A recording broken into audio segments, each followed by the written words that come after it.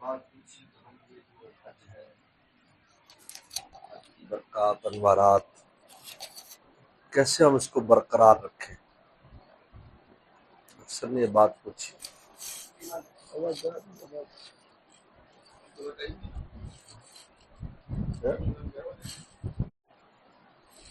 اور یہ بہت اہم موضوع اور اہم بات ہے یہ کہ ہم ایک کام تو کر لیتے ہیں، کمائی تو کر لیتے ہیں، لیکن وہ کمائی بچتی نہیں ہے ہماری. حج جیسا عمل معمولی عمل نہیں ہے. عبادات میں دو قسم کی باتیں ہیں،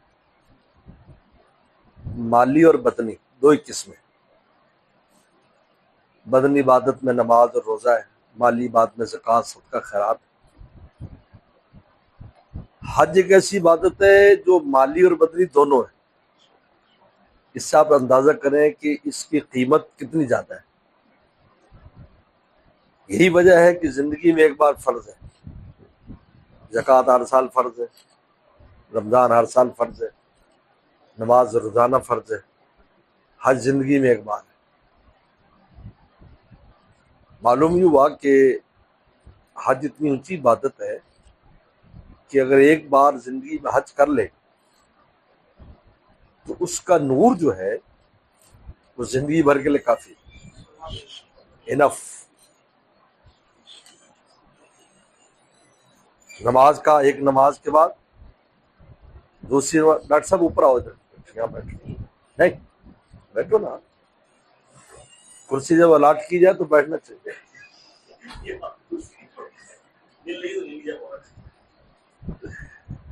تو نماز کی دیکھیں، حدیث شریف میں آتا ہے کہ جو نماز ہے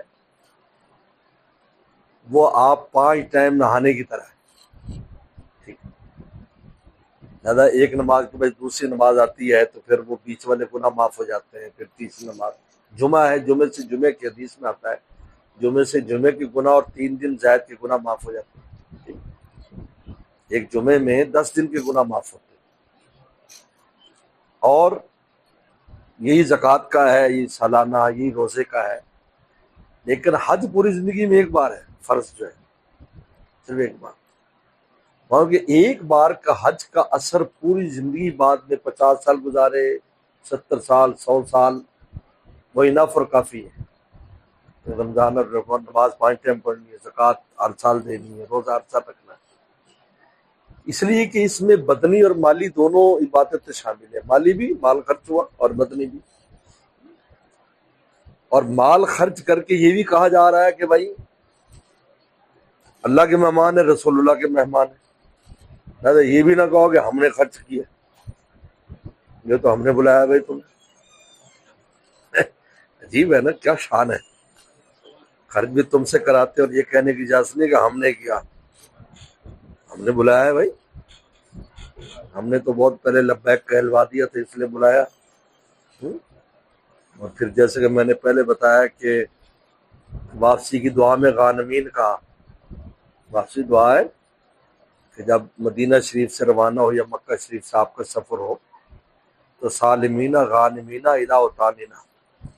تو اس دفعہ حذیفی صاحب نے بھی یہ لفظ استعمال کیا عرفات میں. دعا دی، اے حاجیوں، سلامتی کے ساتھ اور مال غنیمت کے ساتھ گھروں کو جاؤ. اور غنیمت کیا ہوتی ہے؟ جو جہاد پہ حاصل ہوتی ہے. تو معلوم ہے کہ آپ مجاہد تھے. نمبر 2، مال غنیمت کسی شے کا بدلہ نہیں ہوتا، مفت ہوتی. لہٰذا جو خریداری کر کے لے جا رہے ہو یہ ہماری طرف سے مفت مال ہے. تم نے کوئی خرید نہیں، ہم نے اتنی شاپنگ کی، اتنے پیسے خرچ ہو گئے، ایسا نہ کہنا. یہ مال غنیمت لے جا رہے ہو بھائی. مال غنیمت میں کیا ہوتا ہے؟ مال غنیمت مفت ہوتا ہے. کیوں؟ اس لیے کہ جہاد کا تو اجر ملا ہے آپ کو، جہاد کا اجر ملا ہے. اس لیے حدیث شریف میں مجاہد کے لیے 3 درجے بیان کیے. نمبر 1 شہید ہو گیا، نمبر 2 اجر لے کے آیا، یعنی مال غنیمت نہیں ملا، نمبر 3 اجر اور مال غنیمت لے کے آیا. یہ بخاری میں آتا ہے 3 درجے. تو لہذا حاجی یہ تیسرے درجے میں کہ اجر بھی لاتا ہے اور مال غنیمت بھی لاتا ہے. تو اتنی اونچی عبادت ہے، لیکن یہ بچے گا کیسے اس کا نور جو ہے؟ اس دفعہ بہت سوال، خصوصاً جوان بچے جو لوگ تھے پوچھتے تھے کہ یہ کہ حضرت یہ کس طرح ہم اس کی حفاظت کریں، یہ وہ ہے۔ میں نے کہا اس کی حفاظت صرف تقوی سے، تقوی فرض اسی لیے کیا ہے کہ تقوی محافظ ہے ایمان کا بھی اور ایمانیات کا بھی، یہ سب ایمانیات ہے، نیک اعمال ایمانیات کے ہوتے، ایمانیات کا حصہ ہوتے ہیں۔ ایک ایمان ہے جس کو حضور صلی اللہ علیہ وسلم نے درخت سے تشبیہ دی ہے، اور اس درخت کے آگے شاخیں ہیں، وہ شاخیں یہ سارے اعمال ہیں۔ اس کی حفاظت تقوی سے ہوتی ہے۔ جس طرح پھلدار درخت لگائیں تو آپ نے دیکھا ہوگا کہ سردیوں کے اندر اس کو ڈھانپ دیتے ہیں کسی چیز کے ساتھ، بلکہ آپ نے دیکھا ہوگا آج کل تو یہ ٹیکنالوجی عام ہو گئی کھیتی باڑی کی، کہ آپ نے دیکھا ہوگا کہ پلاسٹک کے بڑے بڑی غاریں سی بنا دی جاتی ہیں، اس کے اندر ٹماٹر بن رہے ہیں، اس کے اندر کھیرے پک رہے ہیں، اس میں اوپر سے چاہے برف باری ہو رہی ہو، اندر وہ سلامتی کے ساتھ ہر چیز محفوظ ہے، اور جب موسم کھلتا ہے، برف باری ختم ہوتی ہے، سردی ختم ہوتی ہے، تازہ ٹماٹر، تازہ بھنڈی، تازہ کدو، تازہ جو ہے نا کھیرے اس میں سے آ رہے ہیں، اور وہ سردی کو، بھائی یہی تقوی اسی کا نام ہے کہ آپ کے اعمال صالحہ کی وہ حفاظت کرتا ہے۔ اگر تقوی نہ ہو کوئی عمل صالح بچے گا نہیں۔ شیطان جو ہے اللہ تعالیٰ نے جو کے مقابلے پر وہ آیا تو اللہ نے اس کو بہت کچھ وہ بھی دے دیا، جا بھائی، انہوں نے کہا مجھے ہتھیار چاہیے، ہتھیار لیے اس نے، اور یہ اللہ کی آزمائش ہے۔ دیکھو دجال آئے گا، شیطان کا سب سے بڑا نمائندہ دجال ہے، اور آپ دجال کی وہ دیکھیں کہ اس کے پاس کیا کیا اختیارات ہوں گے، کیا کیا اختیارات ہوں گے۔ مردہ کو زندہ کر دے گا، کھڑے ہو جاؤ، کھڑا ہو جائے، بارش چلو، بارش برسے گی، کھیتی ہو رہی ہے۔ یعنی کیسی سخت آزمائش ہے ایمان والوں کی اس وقت، تو کہے گا یار سب خدائی اختیارات ہیں اس کے پاس، یہ آزمائش اسی کا نام ہے۔ اگر اس لیے جب یہ پوچھا تھا ہرقل نے ابو سفیان سے، جب اس مسلمان نہیں تھے، کہ تمہاری اور ان کی جو جنگ ہوتی ہے تو اس میں کیا صورتحال ہے؟ انہوں نے کہا کبھی وہ جیتتے ہیں، کبھی ہم جیتتے ہیں۔ انہوں نے کہا کذالک الرسول، کا رسول اسی طرح ہوتے ہیں کہ وہ جیتتے بھی ہیں، ہارتے بھی ہیں، لیکن پھر انجام انہی کے ہاتھ میں ہوتا ہے، انجام ان کے ہاتھ میں، والعاقبۃ للمتقین۔ یہ کیوں ہمارے حضرت نے ایک بار فرمایا ایسا کیوں کیا گیا، تاکہ اسلام کو جیتے ہوئے مذہب کے طور پر کوئی اختیار نہ کرے، حق مذہب کے طور پر اختیار کرے۔ ورنہ جیتی پارٹی میں لوگ چلے جاتے ہیں نا، راتوں رات اب فضا بدل جاتی، یعنی کل تک جو کسی نعرے لگا رہے ہوتے ہیں، جب پتہ ہے کون جیت رہا ہے تو اگلے دن اس کے کیمپ میں بیٹھے ہوتے ہیں سارے۔ یہ جیتی پارٹی والا مزاج اسلام میں نہیں ہے، یہ عاشقانہ مزاج ہے کہ بھائی عاشق ہو، انجام پہ نظر نہیں کرنی تم نے۔ حضرت صحابہ کرام نے اگر جیتی پارٹی کے طور پر اسلام لیتے تو قریش والوں کے ساتھ ہوتے ہو، وہ جیتے ہوئے تھے، نہیں، حق مذہب ہی ہے۔ لہذا اور کتنی قسم پرسی کی حال، اسی وجہ سے لکھا ہے، قرآن نے کہا ہے کہ فتح مکہ سے پہلے اور فتح مکہ کے بعد مسلمانوں کا فرق بیان کیا ہے، کہ جو فتح مکہ سے پہلے جو ایمان لائے اور قتال کیا، اعظم درجہ، ان کا درجہ بلند ہے ان سے جو فتح مکہ کے بعد۔ مفسرین نے اس کی وجہ کیا لکھی کہ فتح مکہ سے پہلے والے جو ایمان لانے والے تھے ان کے سامنے کوئی فیوچر نہیں تھا، ان کو جانے دینی تھی، ان کے ہماری جانے، مال بھی گیا، جان بھی جائے گی، بس یہ فیوچر ہے۔ لیکن فتح مکہ کے بعد ایک فیوچر سامنے آیا کہ بھائی اسلام کا جھنڈا مکہ شریف اور مدینہ شریف پر گڑ گیا ہے۔ اس فرق کو قرآن نے کہا، لیکن وہ کل وعد اللہ الحسنی، دونوں بہت اونچے مقام پر ہیں بعد والوں کے لیے، کیونکہ دونوں صحابہ ہیں، لیکن ان میں فرق کیا جو فتح مکہ سے پہلے فتح مکہ، اور اس میں بھی بدریوں کو سب سے اول رکھا، کیونکہ بدری ایسی جگہ جا کر ٹکرائے کہ جہاں ان کے بچنے کی امید ہی نہیں تھی، ان کا جان دے دیں گے، ٹھیک ہے۔ بدریوں کا اگر منظر دیکھیں، لاٹھیوں کے ساتھ لڑنے کے لیے جا رہے ہیں اور سریے ہاتھ میں ہیں، کوئی کسی نیزہ تلوار ہے، کل 2 گھوڑے ہیں پورے لشکر کے اندر ہیں، ان کو سب سے اول دیا، کیونکہ انہوں نے اپنی جانیں بالکل بیچ دی تھی، بس اپنے بچنا ہی نہیں، بس دیکھی جائے گی جو ہوگا۔ سیدنا صدیق اکبر جیسا انسان انہوں نے تلوار کر بس آج یا میں نہیں رہوں گا یہ نہیں رہے. فرمایا نہیں تو میرے پاس رہو. انہیں کہیں نہیں جانا, چل تلوار نیام میں رکھ, میرے پاس کھڑے ہو جاؤ. تیرے جانے سے, تیری جدائی سے ہمیں غم ہوگا, تو میرے پاس کھڑا رہے. ان کو سب سے اول درجہ دیا. اس کے بعد کا جو درجہ دیا وہ حدیبیہ والوں کا دیا. تو اس وقت یہ کیفیت تھی کہ وہ وہاں پہنچ گئے عمرے کے لیے. ادھر کفار, پوری طرف کفار ہے, نرغے میں مسلمان. ان کا نہیں, اللہ سے وعدہ وسلم سے بیعت کی درخت کے نیچے. اللہ لقد رضی اللہ المؤمنین یبایعونک, کیونکہ اس وقت بھی انہوں نے کہا کہ بس ٹھیک ہے جان دے دیں گے, کوئی سمجھ میں نہیں آیا تھا, کوئی آگے پیچھے نہیں. تو اللہ تعالی نے ان کو, یعنی وہ چونکہ ان کے سامنے کوئی فیوچر نہیں تھا, ان کا بس جانے دے دیں گے اپنی, وہ ٹھیک ہے. اللہ فرمایا اعظم الدرجۃ, کہ فتح مکہ سے اعظم الدرجۃ.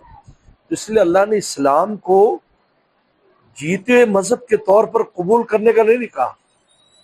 اس لیے ہر قسم کے حالات دیکھے دنیا میں پیش آتے ہیں. مسلمان کبھی ایسے لگتا ہے کہ اسلام دنیا سے ختم ہو جائے گا, یہ آج تک ختم نہیں ہوا. یعنی آپ تاریخ اٹھا لیں اسلام کی, وہ قریشی جو شروع ہوئے وہاں سے, قریشی سب سے پہلے بدر میں ختم کرنے کے لیے, پھر خندق میں سب سے بڑی ان کی کوشش کی ختم کر دیں, وہاں سے لے کر تتاری اور یہ, اور پھر موجودہ طاغوتی قوتیں, لیکن اسلام ختم نہیں ہوا. تو تقویٰ جو ہے یہ بچاتا ہے اس چیز کو. اور تقویٰ 3 چیزوں سے آتا ہے. نمبر 1, آپ کو خود ہمت کرنی ہوگی. اتقوا اللہ کا مطلب یہ ہے کہ خود ہمت کرو. اگر آپ خود نہیں چاہیں گے تقویٰ اختیار کرنا, تو کوئی ایسی دعا نہیں ہے, کوئی ایسا وظیفہ نہیں ہے جو آپ کو متقی بنائے. آپ کو خود تقوی کے لیے قدم اٹھانا پڑے گا. اس کے لیے آپ کو تکلیف, اور تقویٰ میں نفس کو تکلیف ہوگی, اور نفس آپ کے جسم کا حصہ ہے تو آپ کو تکلیف محسوس ہوگی. لیکن میرے شیخ فرماتے تھے, کہتے یہ دل کو تکلیف ہو رہی ہے جی, اس برائی نہ کرنے پر دل کو تکلیف ہو رہی. تو میرے شیخ نے فرمایا نفس دل میں نہیں ہے, نفس مکھی کی طرح شیشے پر بیٹھی ہوتی. مکھی تو اندر نظر آتے, لیکن جب یوں اڑاتے ہیں تو بیٹ چھوڑ جاتی, اندر نہیں ہوتی. لہٰذا یہ آپ کے دل کو تکلیف نہیں ہے, یہ نفس کو, چونکہ وہ ساتھ ہے تو لہٰذا وہ تکلیف محسوس کر رہے ہیں, اور کچھ نہیں ہے. کبھی ایسا ہوتا ہے, ڈاکٹر صاحب موجود ہیں, ایک ہمارے وہ تھے مرحوم ہو گئے, تو ان کی ٹانگ کاٹ دی کینسر میں. تو کہتے جی میرے پاؤں میں درد ہوتا ہے. پاؤں تو ان کا تھا ہی, تو ڈاکٹر صاحب صحیح کہہ رہا ہوں کہ میرے پاؤں میں درد ہوتا ہے. تو یہ بھی اسی طرح نفس کو جو درد ہے وہ اس انداز میں درد کراتا ہے کہ آپ کو دل میں درد محسوس ہوتا ہے, وہ دل میں نہیں ہے. دل کو کیوں درد ہو بھائی, دل میں تو ایمان ہے, دل تو خوش ہے. اس بدبخت سے اس نے تو دل کو تباہ کیا ہوا ہے. تو سب سے پہلے خود ہمت کرنی پڑتی ہے. نمبر 2, ہمت مانگنی ہے اللہ تعالیٰ سے. اللہ آپ مجھے ہمت عطا فرمائے کہ میں اس حضرت تھانوی فرماتے ہیں جس کا کوئی شیخ نہ ہو اللہ کے در پر گر پڑے. اللہ میاں میں کیسے میری جان چھوڑے بتائیے, میں اللہ مدد فرمائے, راستہ کھولیں گے. اور نمبر 3, ہمت والوں سے کونوا مع الصادقین, ہمت والوں سے تعلق رکھو اپنا, وہاں سے ہمت لو. یہ پیٹرول پمپ ہے, آپ بتائیں جو پیٹھ کے اوپر کسی بھی, ہمارے شیخ فرماتے ہیں کسی کے پیٹھ پر ہزاروں گیلن تیل لدا ہو, لیکن وہ اپنے چلنے کے لیے پمپ پہ آنا پڑتا ہے اس کو. حالانکہ اس کے پیٹھ پر تیل ہے جو آگے جا کے ڈلیور کرے گا, لیکن اس کو خود چلنے کے لیے وہ پمپ پہ کھڑا ہے, جی پائپ سے ڈالو. تو معلوم بھی ہوا کہ علم کہیں بھی انسان پہنچ جائے اور انسان کی معلومات کسی حد تک پہنچ جائے, لیکن معلومات انجن میں نہیں جائیں گی, دل کے انجن میں, جب تک کسی اللہ والے کے پمپ پہ نہیں آئے. اس لیے معلومات معمولات نہیں بنتی جب تک صحبت میں ملتی. معلومات تو ہیں, کس کو نہیں ہے, کس کو نہیں. ہمارے والد صاحب فرماتے تو علماء نے اپنا کام کر دیا ہے. ایک فوجی آیا تھا صدر یو زمانے میں, کرنل صاحب, اس نے علماء کرام کو بہت وہ کیا, تو ہمارے والد صاحب بھی اس میں, والد صاحب بڑے غیرت والے انسان تھے. انہوں نے کہا مجھے بات کرنے دیں آپ. لوگوں نے کہا یہ صدر ایوب کا زمانہ ہے، فوجیوں کے سامنے بات آسان نہیں. تو فوراً فرمایا یہ عبد ایوب ہے، میں عبداللہ ہوں. یہ عبد ایوب ہے، میں عبداللہ ہوں، میں نے اللہ کا بات کرنا ہے. ایسے ہی فرماتے تھے، بڑے جری تھے. تو اس سے فرمایا کہ دیکھو ہم نے اپنا کام کر دیا، تم گاؤں سے ایک بکری چرانے والے لاؤ، اس کو پوچھو چوری حرام ہے یا حلال ہے، کہتا حرام. تو کس نے بتایا؟ صدر ایوب نے بتایا یا ہم نے بتایا؟ اس کو پوچھو زنا حرام ہے، کہ حرام ہے. تو اس کو کس نے بتایا؟ ان پڑھ آدمی کو. علماء نے بتایا. اب اس پر عمل کرنا تو تمہارا کام ہی ہے. دندہ ہم کو دو، فرمایا دندہ ہم کو دو، ہم عمل بھی کرا لیں گے. یہ فرمایا ہے. معلومات ہیں لیکن معمولات نہیں، یعنی وہ عمل میں نہیں آتی. کیوں؟ پمپ پہ جا کے تیل لینا پڑے گا.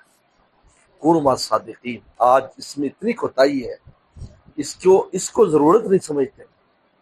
یہ ہماری زندگی کی ضرورت ہے. حضرت شاہ رحمۃ اللہ علیہ بڑی اہمیت سے فرماتے ہوئے پیر نہ بناؤ یار، کسی کو مشیر تو بنا لو نا، کہ جس کے مشورے سے آپ اپنی زندگی لائف کو گزارو، تاکہ وہ آپ کو مشورہ دے بھی کہاں سے وہ ہے. پھر میں نے وہاں پر مزدلفہ میں بات ہوئی تو میں نے ایک مثال دی ان کو. ایک بابا جی مجھے ملے کسی غیر ملک میں، یورپ کے کسی ملک میں. 70 سال عمر ہوگی. 70 سال کی عمر کا انسان اللہ اللہ کر رہا ہے، سب کچھ کر رہا ہے، لیکن بے چین ہے. کہتے مجھے چین نہیں. تو میں نے ان کے بیٹے سے کہا کہ میں خلوت میں ان سے بات کرنا چاہتا ہوں. میں ان سے خلوت میں نے کہا آپ تھوڑی سی اپنی لائف ہسٹری 15-20 سال کیا مجھے بتائیں. انہیں بتائی. میں نے کہا ہو بابا جی یہ چھوٹا سا سوراخ ہے جہاں سے سارا کچھ نکل رہا ہے. وہ حیران ہو گئے ہیں، میں تو کبھی خیال ہی نہیں کیا. میں کہا اس سوراخ کو بند کرو. یہ مسئلہ ہے. آپ یقین مانیں کہ اس نے وہ سوراخ بند کیا تو بعد میں تو آ گیا، تو بعد میں اس کے بچوں نے وہ مولانا صاحب سے کہا جن کے ذریعے میں گیا تھا. انہوں نے کہا اتنے چین میں کبھی اب آپ کو نہیں دیکھا، اور بستر برق پر مجھے یاد کر رہے تھے. تو ان کو میرا سلام کہنا، بس دنیا سے میں جا رہا ہوں، ان کو میرا سلام کہنا، میری زندگی آسان کر دی. تو آدمی کو پتہ بھی نہیں چلتا کہ کہاں ایسا سوراخ ہے جس میں سے سب کچھ ضائع ہو رہا ہے.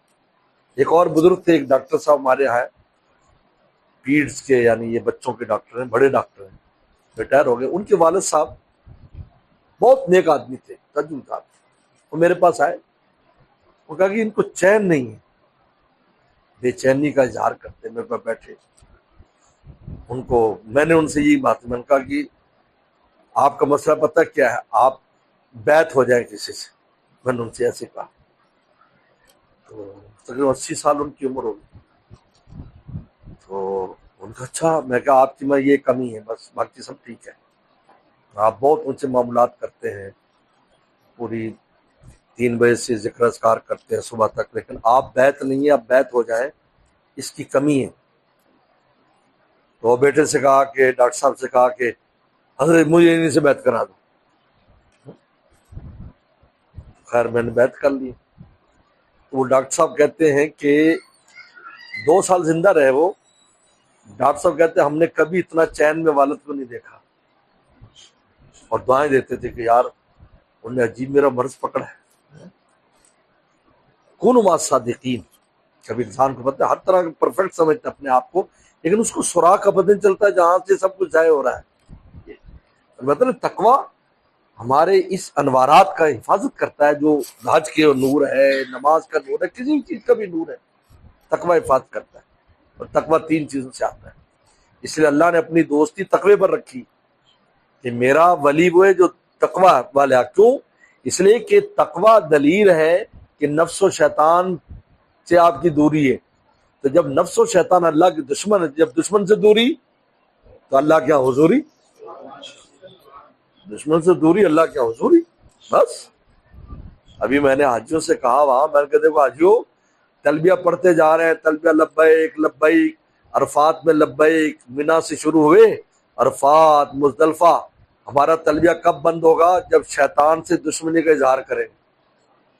پہلی کنکری ماری، اب تمہاری حاضری پکی ہو گئی، کیونکہ کرنے والے اعمال بھی کر لیے اور شیطان سے اظہار برات بھی کر دیا، اب تیری اور ہماری دوستی پکی، تمہاری حاضری لگ گئی۔ اس سے پہلے حاضری نہیں شمار کی۔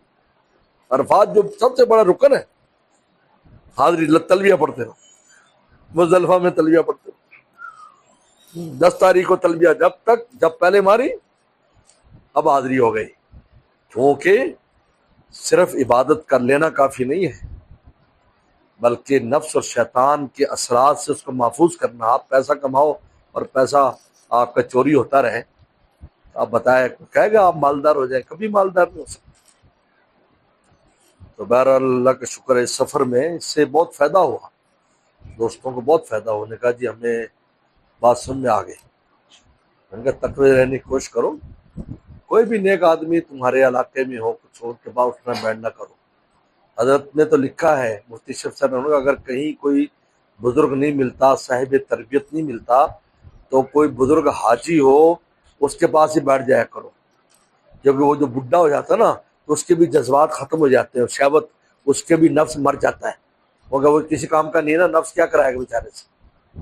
نفس کچھ کرائے گا کہ چل بابا جی فلم دیکھو تو آنکھیں کام نہیں کر رہی، بابا جی گانے سن تو کان کام نہیں کر رہے، بابا جی عشق مشوقی کرو تو عشق مشوقی کے اسباب ہی ختم ہو گئے، تو اب اس کے جذبات ٹھنڈے ہیں، تو وہ ٹھنڈا جو ہے نا وہ بھی اثر انداز ہوئے گا، آپ کو فائدہ ہو جائے گا اس سے، آپ کا نفس اس سے عبرت لے لے گا۔